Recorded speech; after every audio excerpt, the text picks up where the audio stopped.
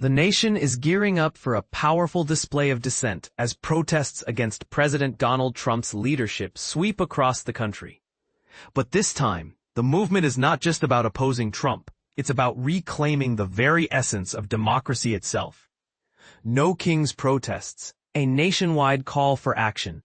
On Saturday, a series of No Kings demonstrations will take place in Washington, D.C. and cities across America, marking the third and largest mobilization since Trump's return to the presidency. The protests come amidst a government shutdown that has not only disrupted federal services, but has also ignited a debate over the balance of power in the country.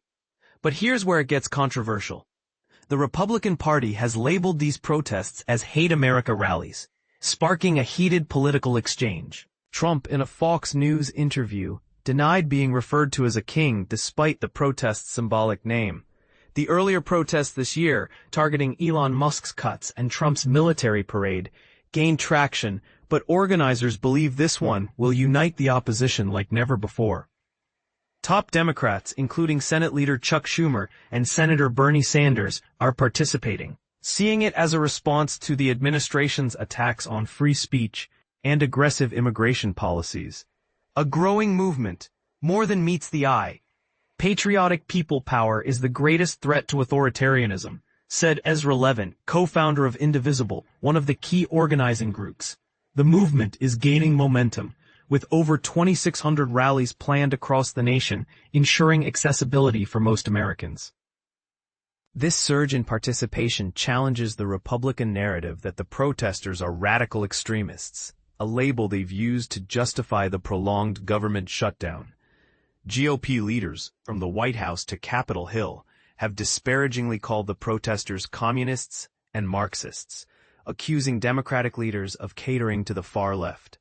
House Speaker Mike Johnson even encouraged people to watch the Hate America rally, expecting a display of anti-capitalist and Marxist ideologies.